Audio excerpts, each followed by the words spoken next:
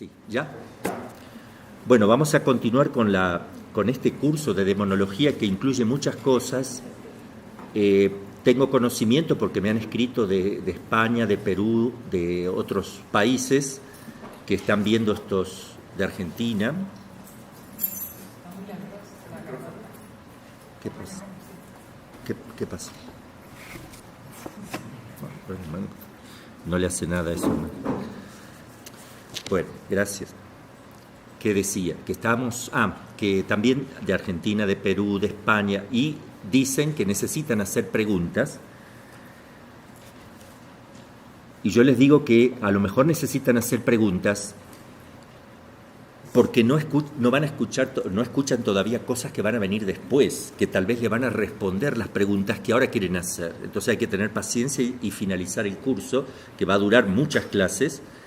Lo más importante es que los presentes pregunten también, aunque por ahí ellos conocen ya un poco esta cuestión, porque han visto el Tratado de los Ángeles, han visto antropología, han visto el tema de la demonología, han visto cómo se hacen estas oraciones, entonces por ahí no preguntan tanto, pero yo les pediría a los presentes que pregunten lo que alguien quisiera saber, aunque uno ya lo supiera, porque por ahí yo no soy claro en algún punto. Vamos a terminar la parte histórica rápido hasta los días de hoy, que es muy importante esto para que entendamos cómo estamos viviendo ahora, este sacramental, y luego pasaremos al Tratado de los Ángeles, como les decía recién antes de transmitir en vivo, el Tratado de los Ángeles, porque necesitamos conocer la naturaleza de los ángeles para ver cómo actúa el demonio, cómo tengo que hacer yo para descubrirlo, cómo actúa, qué cosas sabe, qué no sabe, de qué manera pueden saber las cosas también, cómo se manejan, si dejan el infierno o no dejan el infierno, porque pareciera, o sea, no pareciera, se sabe que del infierno nadie puede salir, hay un dogma. Entonces, ¿cómo es que están actuando los ángeles? ¿Cómo es que se hacen presente en el lugar? Etcétera, lo vamos a ir viendo. Yo había quedado en la última clase diciendo que hay personas que dicen que, y algunos sacerdotes también, con doctrinas un poco extrañas, que contradicen el dogma de la Iglesia, donde dicen que del infierno se puede salir, que la Virgen María podría estar sacando almas del infierno. Eso está condenado, digamos. ¿Condenado qué cosa? Que nadie puede salir del infierno, así que ni Dios lo puede sacar de ahí. ¿Por qué? Porque hay una contradicción. El condenado se replegó, cerró su orientación al fin último. Él, con un solo acto, no se arrepiente. Los ángeles no se arrepienten. Ellos mantienen. No es un arrepentimiento porque en nosotros está la debilidad de la carne, ¿verdad?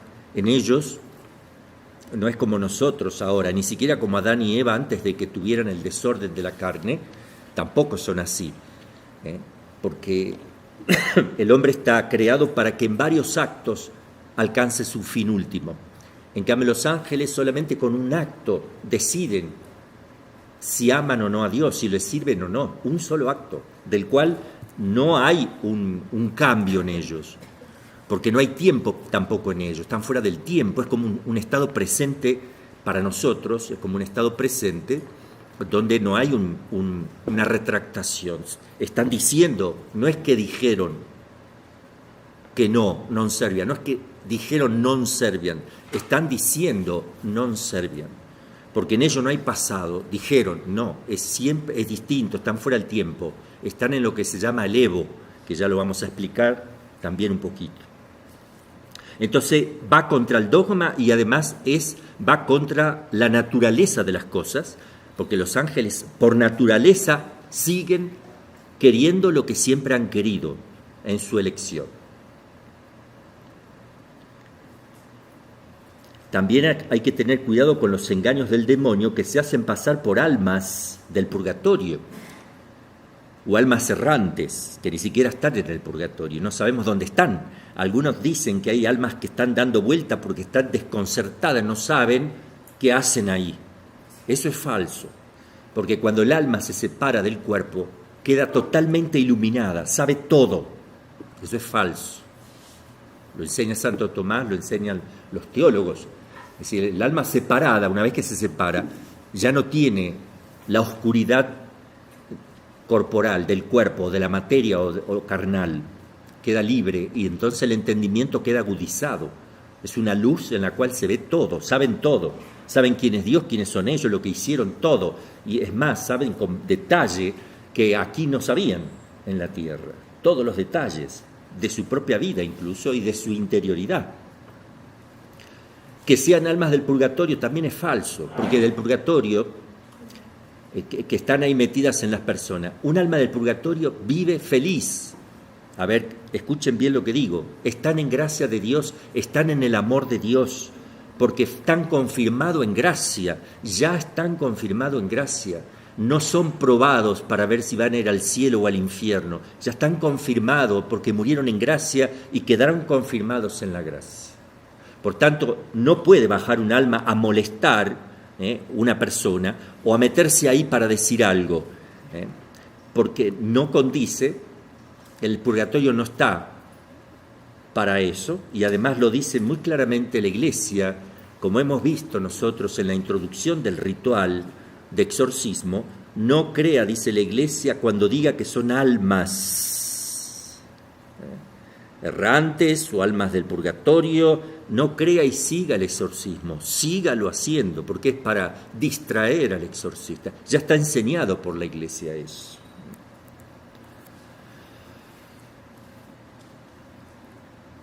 Bueno, eso de que no salen del infierno creo que es importante tener en cuenta algunos datos. Por ejemplo, yo voy a dar algunas definiciones de la Iglesia, porque esto es muy importante. En el Catecismo de la Iglesia Católica, el número 1033, dice que morir en pecado mortal sin estar arrepentido ni acoger el amor misericordioso de Dios significa permanecer separados de Él para siempre, por nuestra propia y libre elección. Este estado de autoexclusión definitiva de la comunión con Dios y con los bienaventurados es lo que se designa con la palabra infierno. O sea, lo que caracteriza justamente el infierno es la eternidad, es que no se sale. Entonces, yo digo que salen, entonces se terminó el infierno. Será un purgatorio un poco más duro que el otro, porque puede salir, pero ya no es un infierno de condenados. Entonces hay que tener cuidado de no destruir la doctrina católica por cuestiones piadosas, falsas o sentimentales, falsas, porque es lindo decir, María va sacando, sin que el Señor se entere, va sacando almas del infierno, porque el amor de ella no puede, porque el amor de Dios es infinitamente superior. El amor de Dios, Él es amor mismo, el amor mismo no puede sacarlos. Justamente porque se contradeciría Dios al crearlos libres para que puedan optar por el amor o no, por eso los crea libre, y que habiendo optado por no amar, Él los fuerce a amarles, porque serían como un robot, serían como una computadora que está respondiendo mecánicamente a quien lo programó. Y eso no es el ser humano libre, eso no es persona. La persona tiene como condición esencial su estado de libertad. Entonces, el número 1034 del Catecismo, Jesús anuncia en términos graves que enviará a sus ángeles que recogerán a todos los autores de iniquidad y los arrojarán al horno ardiente y que pronunciará la condenación: alejaos de mí, maldito, al fuego eterno. ¿Qué es eterno? Fuego eterno, ahí van a ir.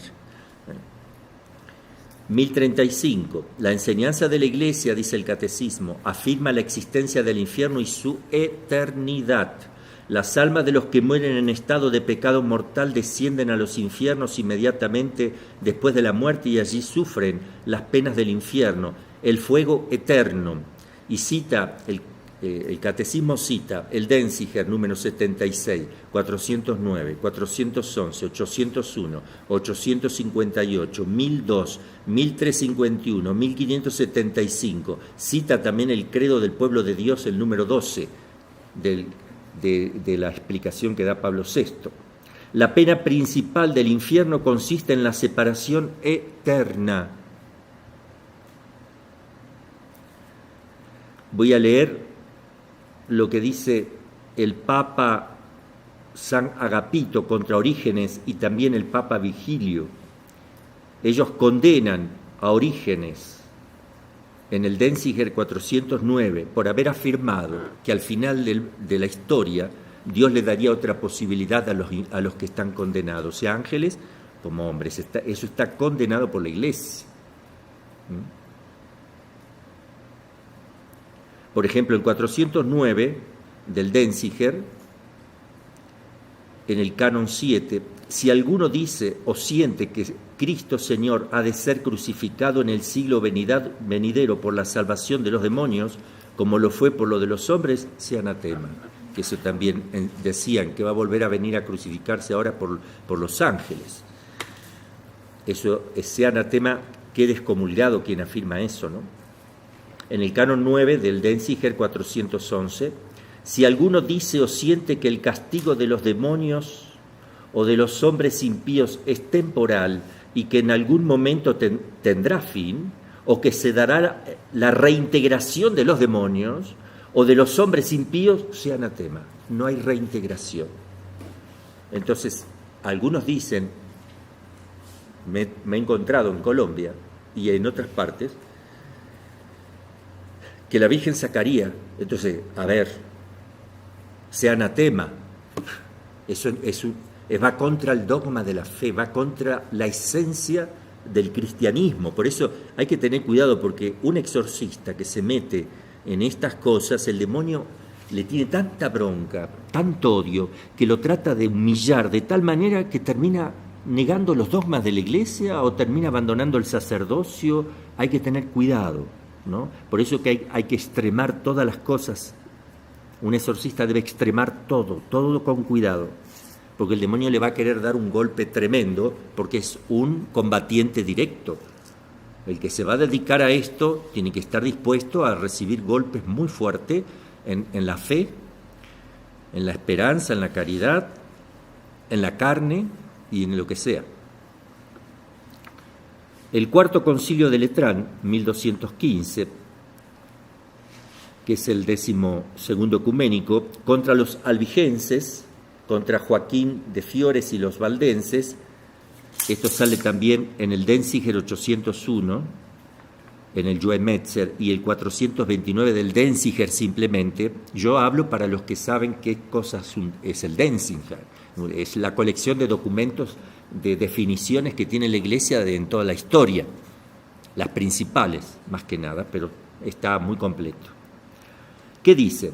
Finalmente Jesucristo, unigénito Hijo de Dios, dice el Papa, el Concilio, encarnado por obra común de toda la Trinidad, concebido de María siempre Virgen, por cooperación del Espíritu Santo, hecho verdadero hombre, compuesto de alma racional y carne humana, una sola persona en dos naturalezas, mostró más claramente el camino de la vida, el que según la divinidad es inmortal e impasible.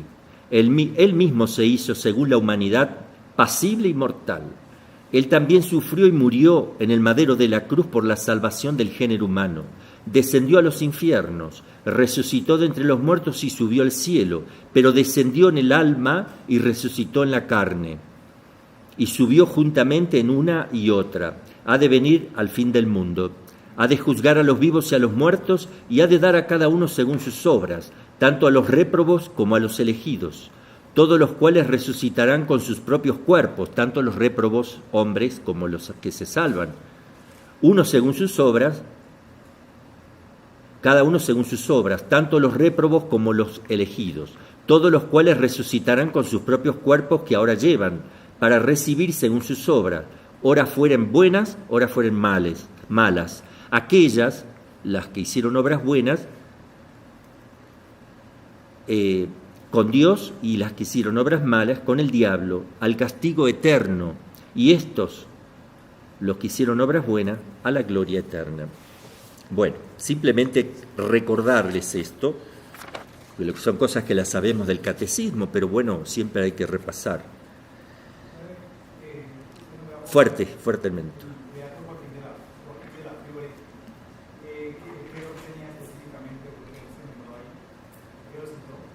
Sí, lo cité en un documento donde el Papa, en el cuarto concilio de Letrán en 1215 se condena a Albigense, Joaquín de Fiores y los valdenses a través de esta definición donde se negaba la eternidad o se daba la posibilidad de que Dios pudiera rever la situación a través de una posibilidad nueva que se les dé.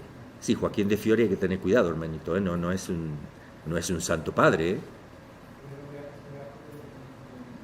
Beato, no es beato, hermanito. No.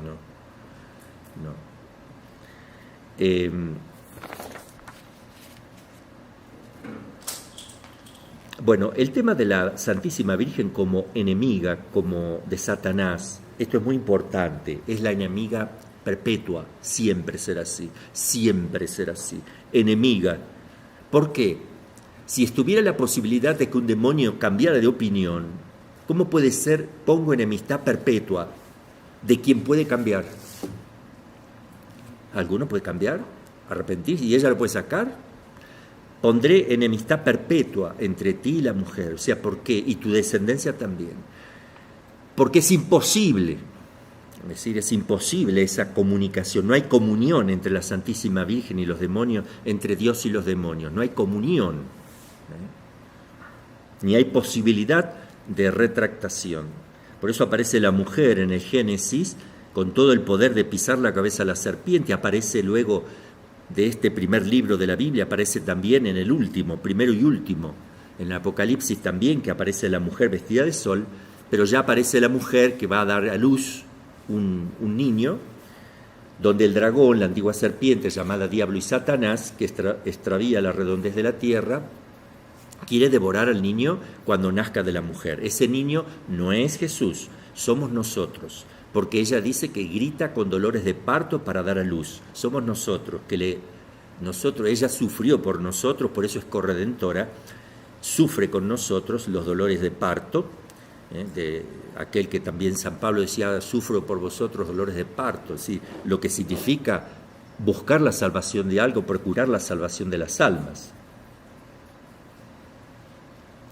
Y la mujer misteriosa que también aparece al inicio de San Juan, en las bodas de Caná, cuando él va a empezar su ministerio, María lo introduce a la hora del cual Jesús dice, no ha llegado mi hora, ella la introduce, le recuerda simplemente que ella es la que va a introducir a Jesús a la hora definitiva de la pasión.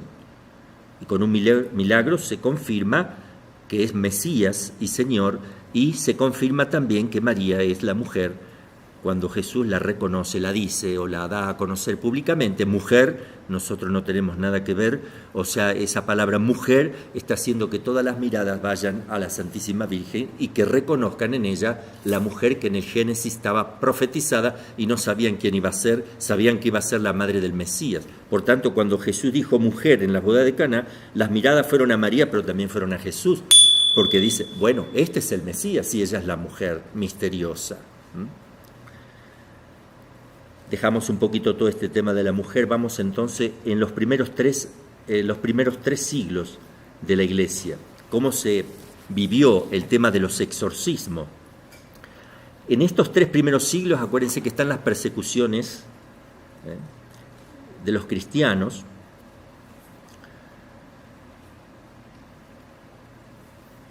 En realidad todos los cristianos ejercían este poder de exorcizar,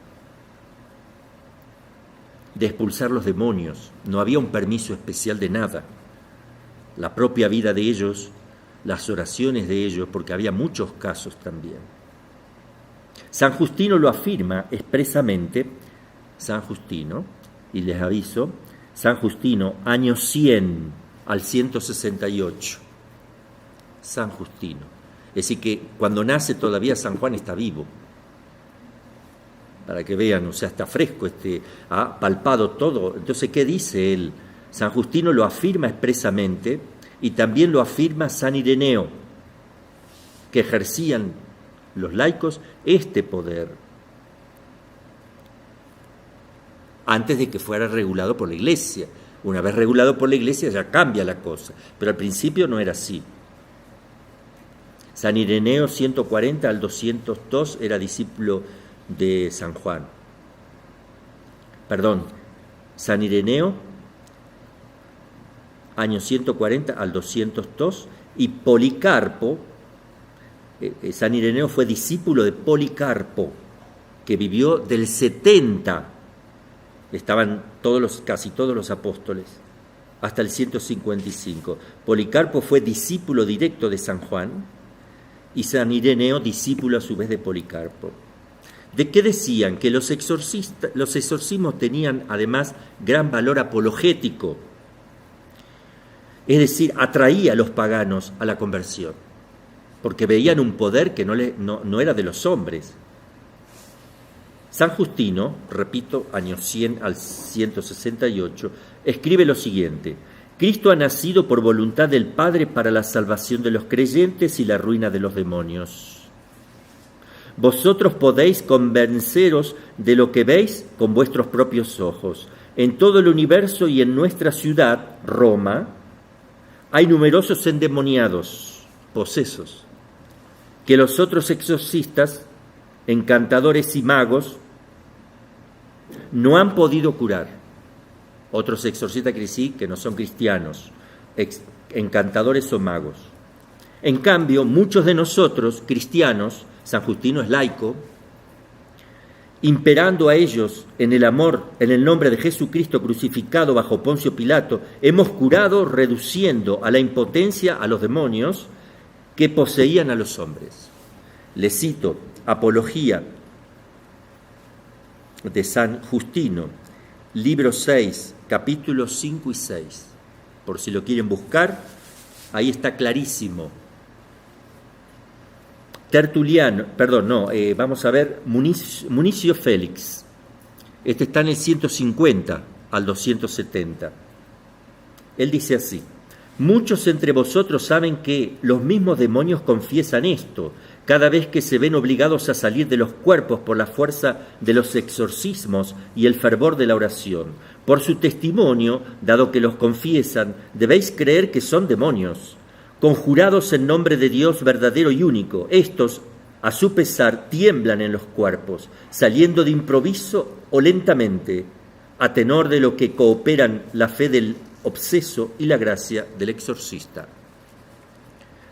Voy a seguir leyendo algunos padres, que es importante, cómo no dudaban de que era el demonio el que estaba ahí, y no conocían lo que era la bipolaridad, la esquizofrenia, no sabían lo que era la histeria, no sabían lo que era el trastorno obsesivo compulsivo, no. O sea, no digo que no es importante conocer las enfermedades psiquiátricas, o las anomalías psicológicas, que las vamos a ver y las vamos a comparar, porque tenemos que aprender esto más adelante, sino que quiere decir que la fe, el discernimiento que tienen, si viven de la fe auténtica, ¿qué pasa si uno vive de la fe auténtica? Hace actos de fe profundo, y el Espíritu Santo, con el don de entendimiento, va a reforzar la virtud de la fe, la va a elevar, y entonces no solamente vas a tener un discernimiento natural, sino sobrenatural de las cosas. Y nosotros creemos en la acción del Espíritu Santo y en los 7 dones que vienen a reforzar las virtudes del hombre. Entonces el discernimiento que tiene la Iglesia, el discernimiento que tienen los hombres llenos de fe, era suficiente. Imagínense. Entonces, si fuera que están mezclados con enfermedades psiquiátricas, psicológicas, como dicen ahora, habría un montón de errores y todas estas cosas, y Cristo hubiera errado también, que ya vimos también cómo se diferenciaban, ¿no? Tertuliano, del año 160 al 220, Tertuliano confirma la eficacia con la cual los cristianos liberan los demonios, ya sean a los mismos cristianos como a los paganos, e insiste sobre la eficacia de los exorcismos, no solo sobre las personas, sino también sobre la vida social, lo que hizo el Papa después, León XIII, con el exorcismo que compuso, no solamente para uso hacia una persona. Él lo pensó para un exorcismo social, a una ciudad, a un grupo, a una, no sé, cuando uno va a comenzar un retiro espiritual, cuando uno va a comenzar una novena, una misión en algún lugar, para hacer un exorcismo general. No solo sobre las personas, sino también sobre la vida social, dice Tertuliano, impregnada de idolatría y de influencia maléfica. Es un aspecto que es tenido bien en cuenta también por el Papa Pablo VI y Juan Pablo II, ya que uno de los 3 discursos del Papa San Pablo VI sobre el diablo dice: no es de maravillarse entonces si nuestra sociedad degrada de su nivel de auténtica humanidad a medida que progresa en esta pseudo-madurez moral, en esta indiferencia, en esta insensibilidad de la diferencia entre el bien y el mal, y si la Escritura acerbamente nos amonesta que todo el mundo yace bajo el poder del maligno. ¿Qué va a decir Tertuliano? Textualmente, y lo saco del Apologeticus, libro 23, la Migne latina, colección de padres de la Iglesia, de Minies, latina, 1, número 413 y 415. Creo que no debo explicar qué es la Migne o la Sur Chrétien para los sacerdotes. Son colecciones de los padres de la Iglesia, una francesa, la Sur Chrétien, donde está toda la colección de los padres latinos y griegos, los dichos, de ahí está sacado esto. Dice así: os presentan ante vuestro tribunal un endemoniado, forzado a hablar por cualquier cristiano.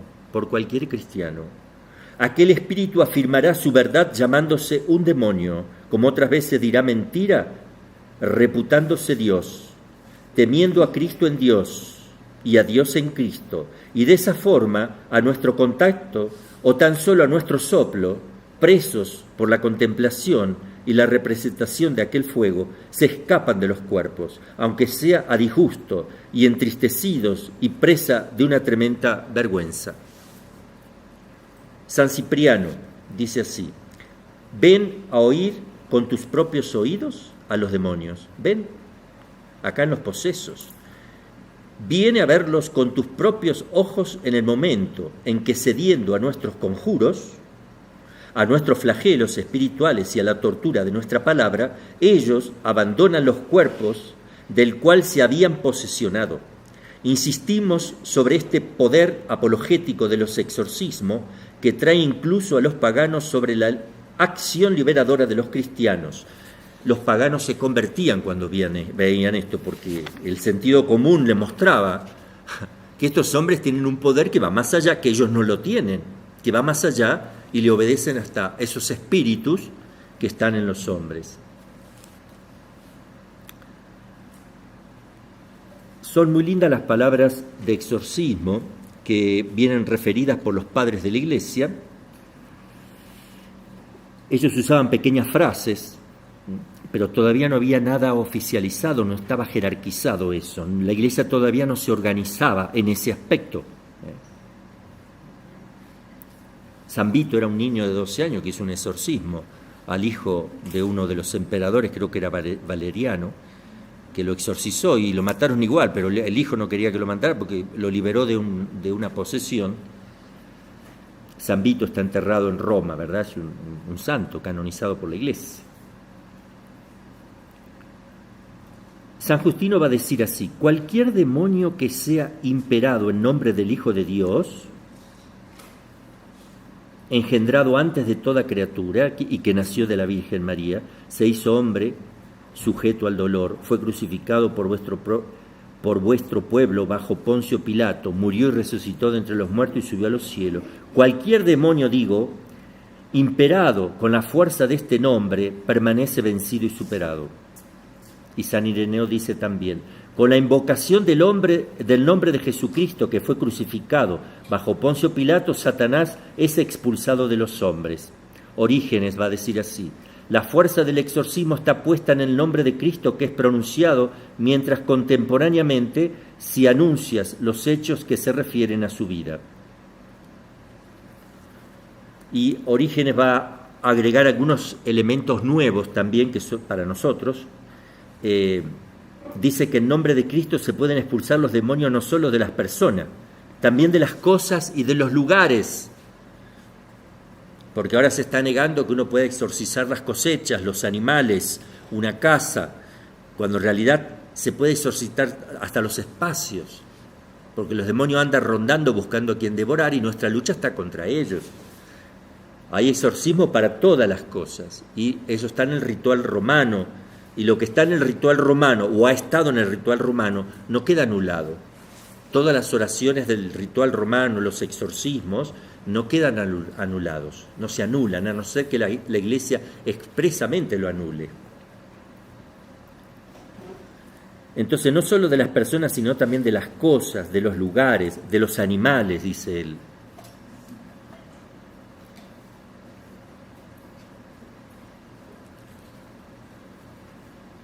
Y el catecismo dice así también de la Iglesia Católica, que lo voy a citar en el número 1673, dice así: cuando la Iglesia pide públicamente y con autoridad en nombre de Jesucristo que una persona o un objeto sea protegido contra las acechanzas del maligno y sustraída a su dominio, se habla de exorcismo. Jesús lo practicó, dice el catecismo, Marcos 1:25, etc. De él tiene la Iglesia el poder y el oficio de exorcizar en forma simple. El exorcismo tiene lugar en la celebración del bautismo. Todos hemos sido exorcizados, todos. Esperemos que sigamos haciendo así desde ya de la época primitiva. Cuando nos hacen el bautismo, se hace el rito del exorcismo del niño. Antes se le ponía incluso la sal exorcizada. Para los que niegan que la sal no se puede exorcizar o bendecir, se le colocaba la sal exorcizada en la boca, que es un sacramental la sal, para que el niño, al tener el granito en la boca, expulse la presencia del maligno. Es lo que hacen los exorcistas también, lo que hacemos cuando usamos estos elementos, ¿verdad? El exorcismo solemne solo puede ser practicado por un sacerdote, dice el catecismo ahora de la Iglesia Católica, y con el permiso del obispo. De esto ya hemos hablado claramente. Ningún sacerdote sin autorización expresa del obispo puede hacer un exorcismo oficial o el exorcismo oficial de la Iglesia, como si estuviera haciendo el nombre de la Iglesia y utilizando el ritual oficial. ¿Cuál es? El último que publicó Juan Pablo II en el año 1979. Ese es el último, ese es el oficial ahora. Entonces, si uno usa trocitos de oraciones de otros rituales anteriores o de otros ritos orientales, un rito ucraniano, de qué sé yo qué, lo puede usar tranquilamente, porque no está usando el ritual oficial de la Iglesia. Solamente lo puede usar el ritual oficial quien oficialmente está delegado para que use ese ritual. Y entonces ya no es el sacerdote ni siquiera solo, no es la persona del sacerdote ahí, sino que es la Iglesia, la esposa de Cristo que está haciendo ese acto. Continúo. En estos casos es preciso, voy a añadir que oración de liberación se puede hacer tranquilamente sin permiso alguno de nadie. O sea, el sacerdote no necesita pedir permiso para hacer una oración de liberación. El Padre Nuestro es una oración de liberación. Es como si yo tengo que ir a pedirle permiso al obispo para rezar un Padre Nuestro, donde dice, líbranos del malo. O sea, todo lo que hace alusión a que una persona sea liberada del maligno es un exorcismo, porque se está pidiendo la expulsión de una presencia malvada en la persona. Entonces uno puede decir, Jesús, te pido que se aleje de este hombre toda potencia del mal, todo demonio, toda presencia maléfica. Estamos haciendo exorcismo. Un rosario pidiendo la liberación de la persona es un rosario que está orientado a la liberación. Entonces, oración de liberación es una cosa, exorcismo oficial como sacramental de la Iglesia es otra cosa.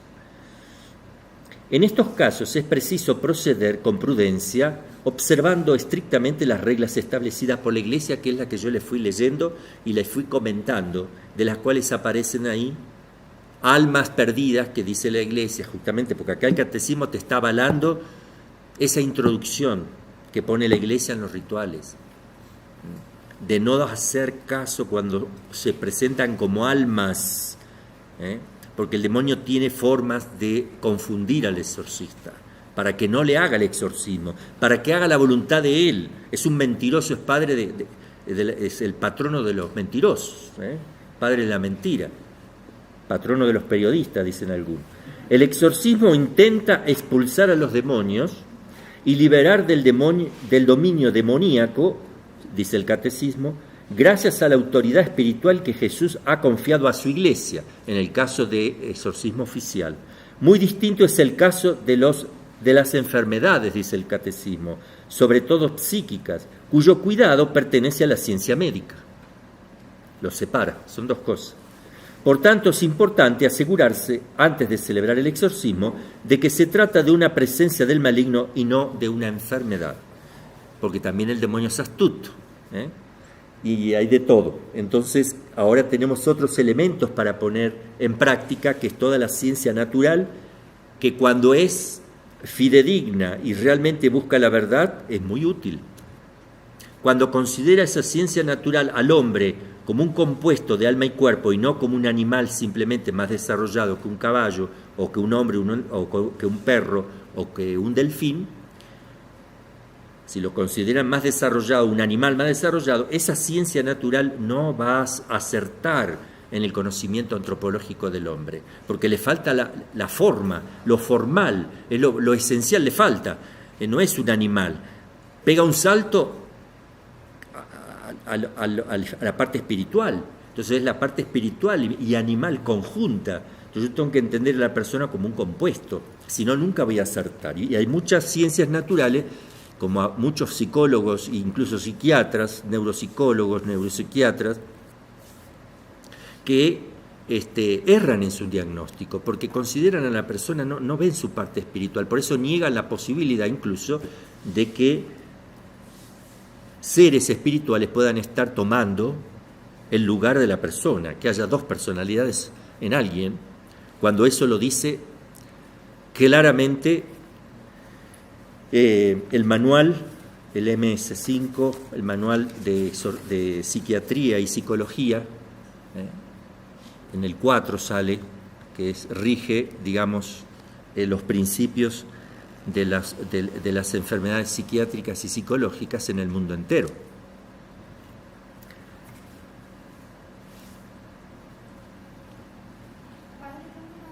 Así, adelante.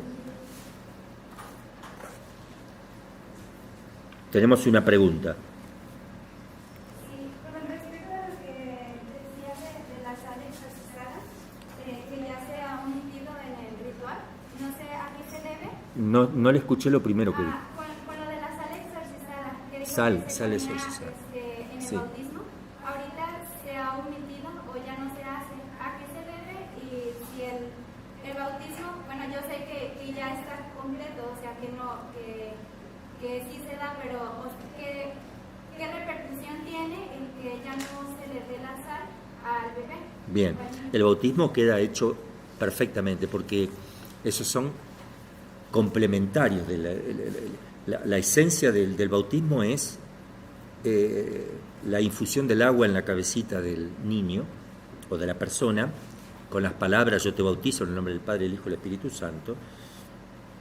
Lo demás es complementario. No obstante, la sal se sigue usando para el ritual nuevo de exorcismo. La sal mezclada con el agua, sal exorcizada, eso se sigue usando para eso, pero se quitó la sal que había ahogado en la película del Padre Pío, un granito de sal que se le tragó el niño y parecía que se ahogaba. Sí, después del concilio se ha reformado el bautismo, se ha quitado ese gesto sacramental de la sal, por considerarlo, el que lo estaba haciendo, consideró que eso ya no era importante.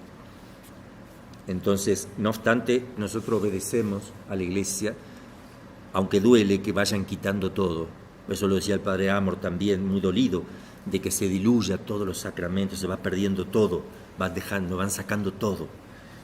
Yo hay que tener mucho cuidado, porque ahí puede ser que se está haciendo mal discernimiento. No obstante, a nosotros nos compete obedecer como dice el ritual y hacerlo como dice el ritual.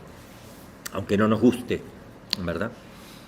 Pero sí se sigue utilizando para la bendición del agua con sal exorcizada y hacerla con mixtio, la mezcla de la sal con el agua para utilizar en los posesos. Esta práctica de los exorcismos se fue desarrollando de esa manera en los primeros siglos, fue avanzando. Encontramos, por ejemplo, en la fórmula de la promesa bautismal, muy eficaz y muy bueno de ser renovado con frecuencia, encontramos la renuncia a Satanás. La renovación de las promesas bautismales consiste fundamentalmente en renunciar en Satanás y creer en Dios. Eso se hace también en los bautismos, que responden los padrinos, si renunciamos y creemos en el demonio. Y se hace una oración sobre el niño, que apenas aparece que se vaya el espíritu. Apenas una cosita, pero está. Como para no asustar al niño que no entiende nada porque tiene un mes, pero no importa. Pero está. Los primeros cristianos estaban convencidos que el paganismo era obra del demonio. Bien convencidos, cosa que hoy día, si hablas de que los ateos y los paganos son obra del demonio, te dicen que estás en otro planeta, que no va. Y hablaban ellos con frecuencia de lo que era la semilla del verbo, semina verbi. Salen las obras de San Justino, de San Clemente, de Alejandría, también lo dice también lo dice Orígenes. Hablan de la semina verbi, pero esa semina verbi no se refiere a la teología. Es decir, ¿qué quiere decir la semina verbi? Que toda filosofía buena que va con la naturaleza de las cosas, que sea realista, objetiva y que vaya con la naturaleza de las cosas, poseen la semina verbi, es decir, semillas del verbo, porque el verbo es la verdad. Y si tú tienes una filosofía sana, entras en contacto con la verdad. Hay semillitas de esa verdad que te pueden llevar a Dios, que si eres coherente llegas a Dios. Semina verbi. De esto quisieron utilizar algunos teólogos para hablar en la teología de la semina verbi, de tal manera que cualquiera que tenga cualquier religión es válida porque tienen la semina verbi. No, en teología no. Ya está claro cuál es la Iglesia católica, cuál es la Iglesia de Cristo. Cristo no fundó todas las iglesias, fundó una. Las otras no son de Cristo, no son fundadas por Jesucristo. Él fundó solo una. Y en esa única está la plenitud de la verdad. Quien dijera que no, queda fuera de la iglesia. Ahí está la plenitud de la verdad. Todo lo que necesito para la salvación, y es la única esposa de Jesucristo. Por tanto, la iglesia de los últimos tiempos, de los apóstoles de los últimos tiempos, de qué sé yo, que la iglesia, todas esas iglesias protestantes, no son la esposa de Cristo.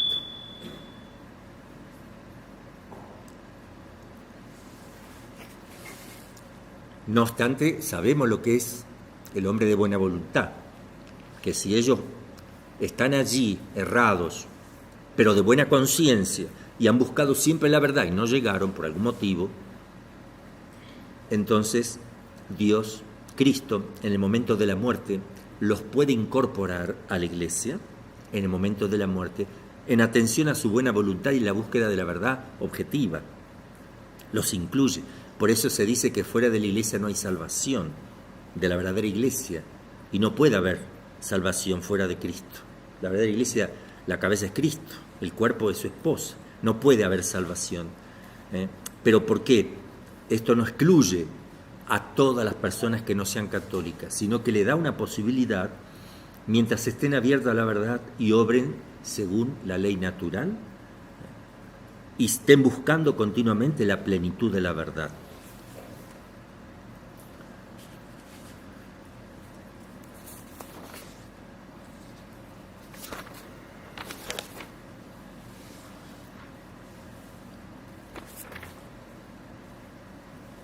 Por ejemplo, según ellos, los padres de la Iglesia, las semillas del verbo existían en las grandes filosofías, Sócrates, Platón, Aristóteles, que tendían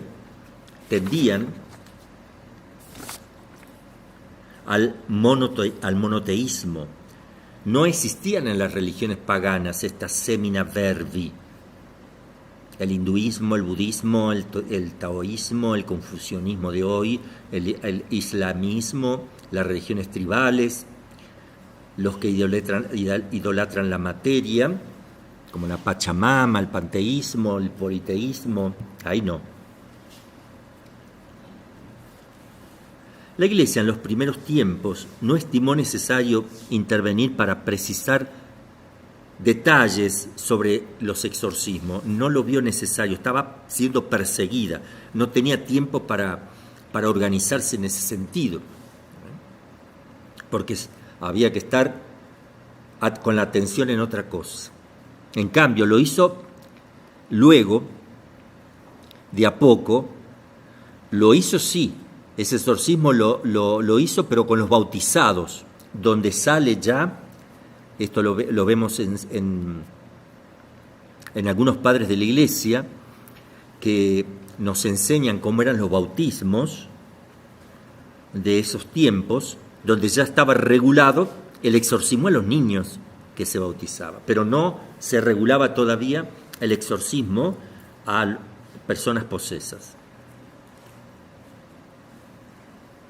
El más antiguo de estos ritos lo encontramos en una carta del Papa Cornelio en el 251, donde le escribe a Fabio, obispo de Antioquía, a propósito del cisma de Novaciano, donde entre otras cosas se dice que el hereje novaciano debe saber muy bien cómo en la Iglesia romana no puede haber más que un obispo y cómo había 46 sacerdotes, 7 diáconos, 7 subdiáconos, 42 acólitos y 52 entre exorcistas, lectores y hostiarios.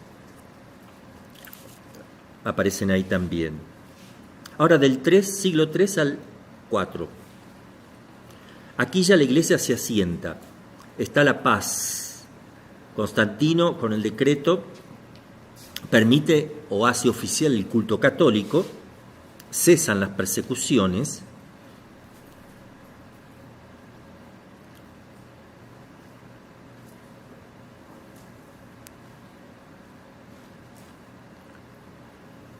según los padres de la Iglesia, el paganismo ha sido derrotado por el cristianismo. Después tuvimos las invasiones bárbaras, donde aparece San Agustín con las 2 ciudades también, hablando de esto. Aparece la figura de San Martín de Tours, que estuvo antes que San Benito en la fundación del monaquismo occidental, y es uno de los grandes apóstoles de la conversión de los bárbaros, y es conocido como uno de los más grandes exorcistas de ese tiempo, San Martín de Tours.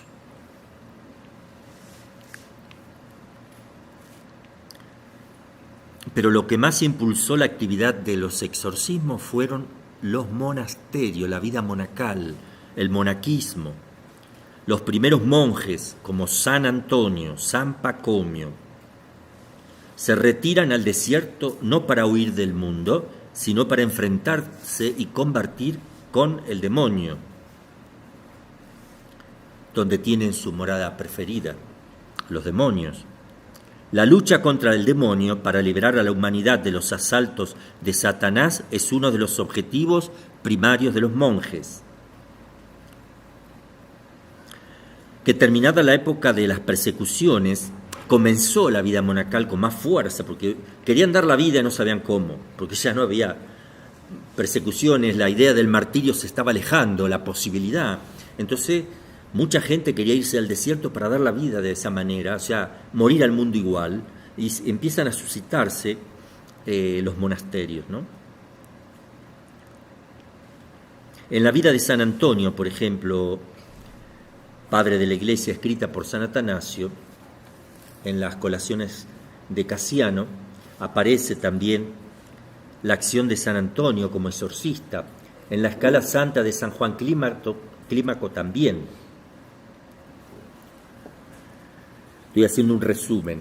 Y esto también explica lo de San Benito, ¿verdad? Un gran exorcista también, del cual está su medalla, su cruz, sus oraciones que se conservan. Es decir que el monje o el que lleva vida monacal es como que está más asociado a ayudar en el campo de los exorcismos, porque es el que está preparado para combatir directamente con el demonio. Así se veía, ¿no?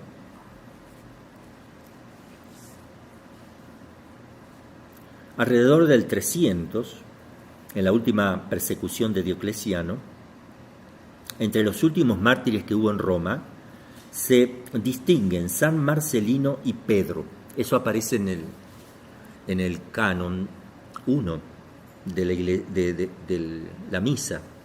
San Marcelino y Pedro. Pedro era un notable exorcista. Cada vez que lo nombremos, no es San Pedro el que aparece ahí, Marcelino, Pedro.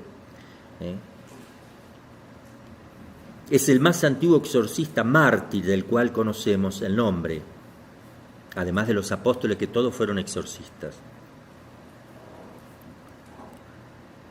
El exorcista mártir da lugar al exorcista monje.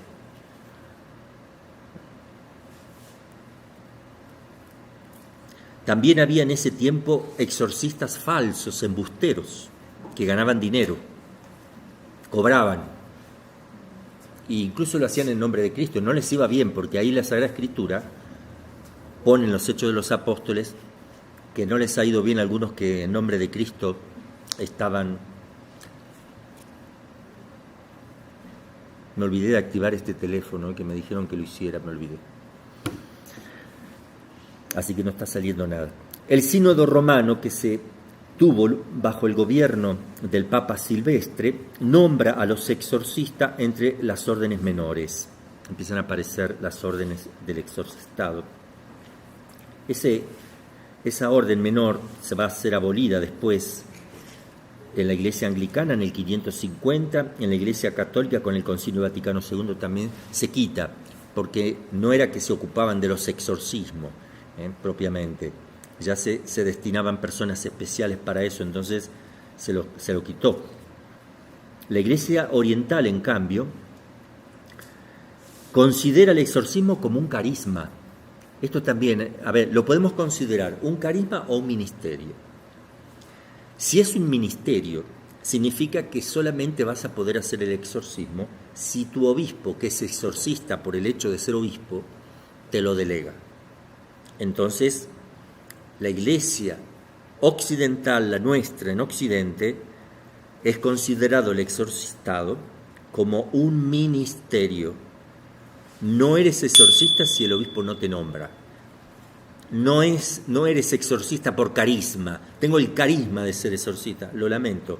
Si no te nombra el obispo, no eres exorcista. En cambio, en Oriente es considerado un carisma. El que se siente llamado, el que tiene las capacidades. Entonces el obispo ve quién es el que más tenga de eso, que así debería ser en Occidente también, y no meter cualquiera que no tiene ni idea. Entonces respeta el carisma, que ve que está en esa persona y lo nombra. Pero es el carisma el que se ve primero y no el ministerio. En la Iglesia Occidental primero vemos el ministerio. Si no te lo dice el obispo, aunque te sientas que eres un gran exorcista, no eres exorcista, si no te nombra. En Occidente, en los exorcismos bautismales, en el año, por ejemplo, 416, el Papa Inocencio establece que los exorcismos pueden ser solo bajo la autorización de los obispos. Ahí empezó, en el año 416. En cambio, en Oriente no hay ningún tipo de disciplina particular. En Oriente no es que el obispo tenga que nombrar al sacerdote, basta que tenga el carisma y que se anime nomás. Adelante.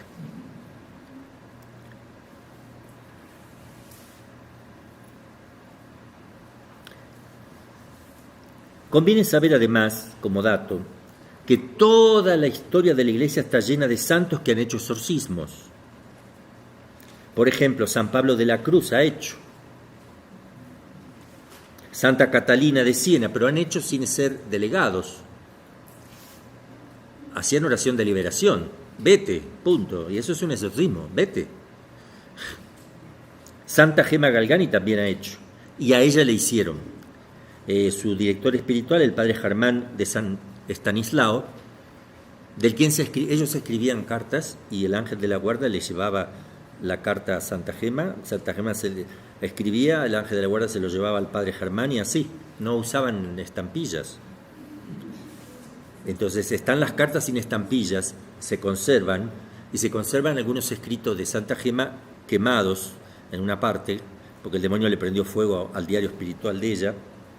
Todo eso se conserva, y las cartas que no tienen estampillas, pero van y vienen. Pero se sabe con certeza que el ángel se ocupaba de eso. El padre San Juan Bosco también hizo exorcismo. El padre Pío. San Germán, el padre Germán de San Estanislao, le hacía oración de exorcismo a Santa Gema porque ella estuvo posesa. Más o menos duró como 10 días, de 8 a 10 días, los exorcismos que le hacía su director espiritual. Y Santa Gema escupía, se tiraba encima de los otros, pegaba, o sea, no vayan a pensar que por ser santa le salían jaculatorias, ¿verdad? Así que, del siglo VI al XII, que es un largo periodo, del 6 al 12, imagínense, 6 siglos, está en pleno auge, tanto en Oriente y en Occidente, el exorcistado, del siglo VI al XII. El XII es la alta Edad Media, es la parte más fuerte, lo que se llama la cristiandad. ¿Quiénes eran los exorcistas? Los más ancianos y experimentados.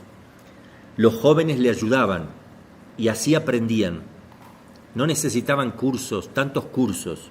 Necesitaban además, si se pueden hacer cursos, no hay ningún problema, además se necesita la experiencia de un exorcista mayor, que vean, que se animan a estar ahí, porque entran muchos elementos que en la teoría no pueden transmitirse. Entonces los más jóvenes aprendían con ellos y luego esos más jóvenes que aprendían continuaban y a su vez recibían jóvenes y así sucesivamente. Esto se trata de conservar en Roma, por lo menos el padre Amor era discípulo del padre Cándido, que está introducida a su causa. Nosotros tuvimos la posibilidad, porque digo nosotros porque no era yo el único, de poder estar con el padre Amor en su plenitud, haber estado 3 años viendo, ayudando y tratando de sacar experiencia. Yo no pensaba ser exorcista, ni se me ha ocurrido, solo yo ayudaba, porque no tenía que otra cosa hacer en Roma. Daba clases, sí, a distintas comunidades religiosas, de cristología, antropología, de varias materias, pero necesitaba tener un poquito otro tipo de pastoral, pero un sacerdote amigo mío, franciscano, me conectó para que fuera a ayudar y ahí ya me quedé ayudando, digamos, al padre, que nos hemos hecho muy buenos amigos. Él me ha enviado un pañuelo del padre Pío que usó en la última misa para secarse las lágrimas en esa misa. Y bueno, lo he visitado algunas veces más después de esos 3 años. Y bueno, él hacía eso. Venían varios sacerdotes que le ayudaban y él iba enseñando, iba explicando. Y así se iba aprendiendo. Hoy día, a veces los obispos no les queda otra que decir arréglate como puedes y se los mandan, ¿verdad? Porque no hay instrucción, no hay formación en este campo.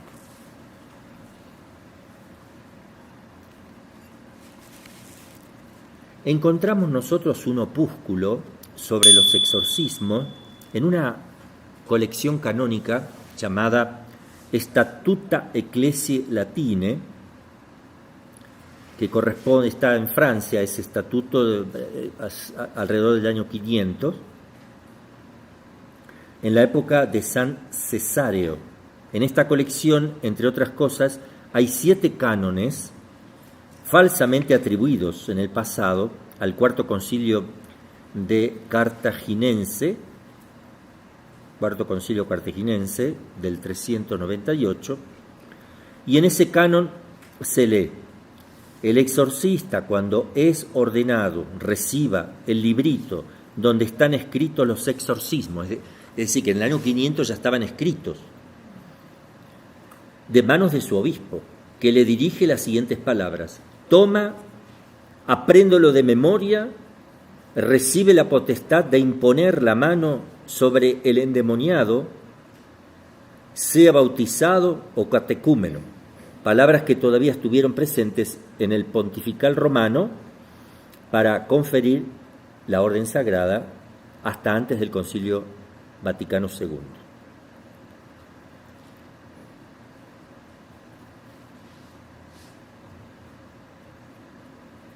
Encontramos una fórmula en el siglo VI para instituir el orden del exorcistado,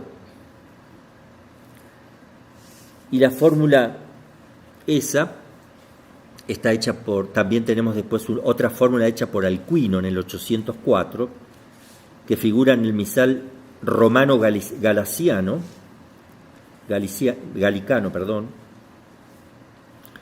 Después sale el ritual de 1614, que es el que se usó hasta el 98, en 1998, que sale el ritual oficial de Juan Pablo II.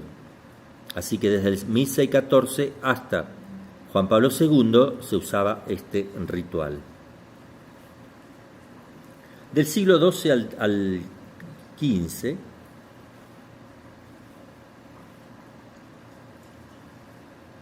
es el periodo de las grandes sumas teológicas. Es el periodo de las luchas contra los albigenses, la época de las grandes herejías también. Hay muchas guerras en Europa, la guerra de los 100 años entre ellas. Estaba lleno de bone femine, de mujeres de mala vida en ese tiempo. Eran consideradas o se convirtieron después en las brujas y en las hechiceras. Empezó a prosperar esto, a crecer todo este trabajo de las brujas y hechiceras que eran pagadas, o ellas vivían de eso, para hacer ritos, para conseguir cosas con el poder maligno.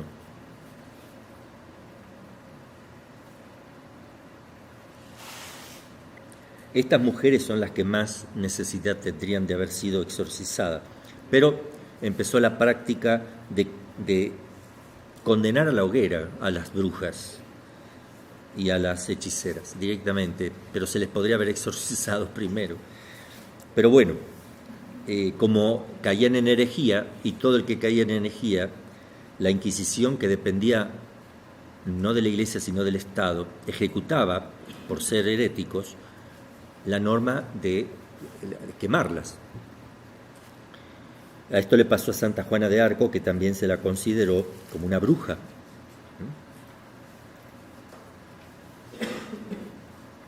Esto fue en el año 1326, donde se aprueba la Inquisición contra las brujas. No que se las queme, pero eso depende de lo que decida el Estado, que decidió eso. Pero Juan XXII autoriza por primera vez la Inquisición contra las brujas, para que se termine con esa práctica. Repito, no es la Iglesia la que mandaba a la hoguera, sino la Inquisición, que dependía del Estado. Pero también se ocupa mucho la Iglesia por eso, pero los que mandan las brujas eran los protestantes después de que... Sí, los que más usaban de la quema, gracias, María. Los que más usaban de la quema de brujas eran los protestantes, eran muy prácticos. Del siglo XVI al XVII es el periodo de la locura que le llaman.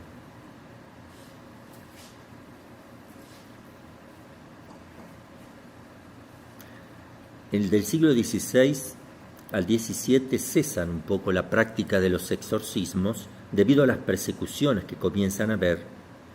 Es el periodo más negro. Y hay un dicho que dice que donde no se hacen más exorcismos, comienzan las persecuciones. Se cae esa práctica. Vino la necesidad de reformar los rituales exorcísticos, pero nadie hacía nada.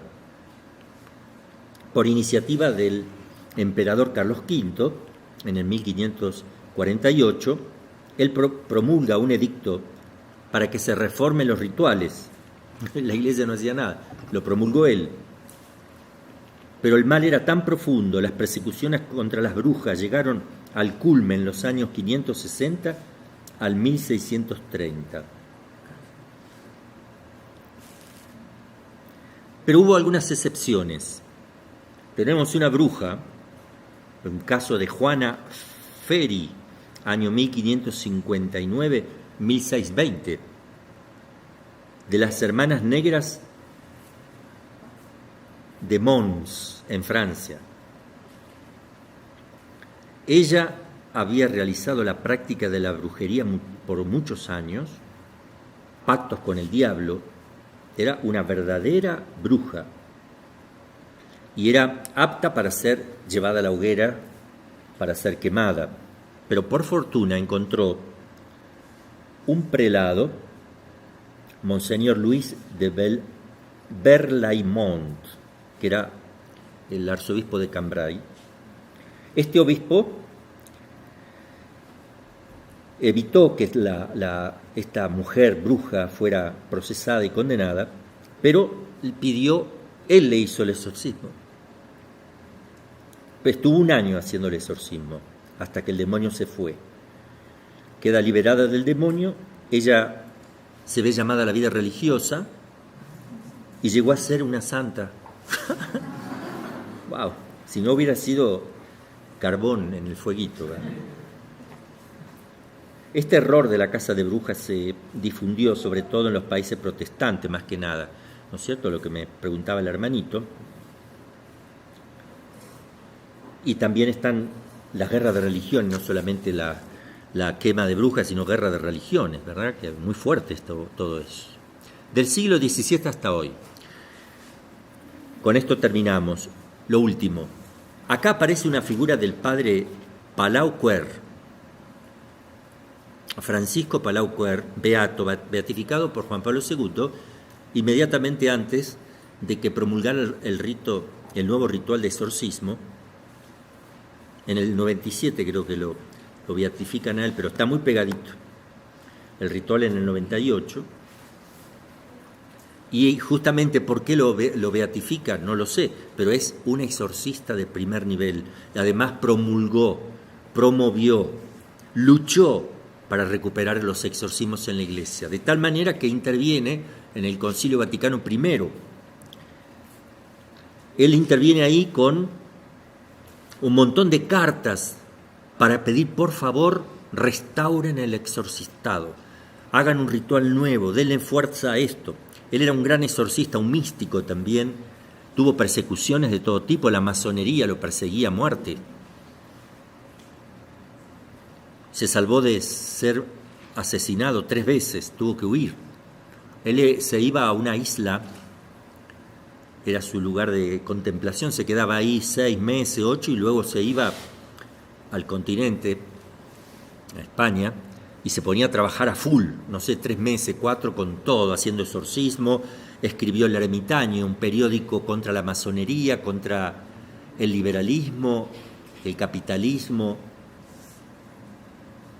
y es un escrito, un diario muy fuerte. Nosotros tenemos toda la colección, lo tenemos en biblioteca, espero que no se pierda, ¿verdad? Porque eso vale oro. Es muy difícil encontrar eso, me costó mucho tiempo. Toda la colección en facsímil, todo de los periódicos. Y de verdad es tremendo cómo luchaba este sacerdote místico, carmelita.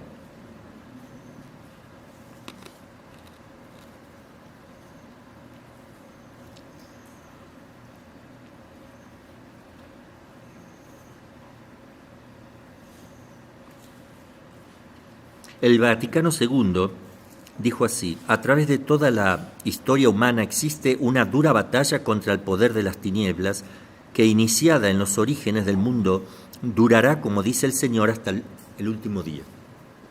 O sea, la acción del demonio hasta el último día.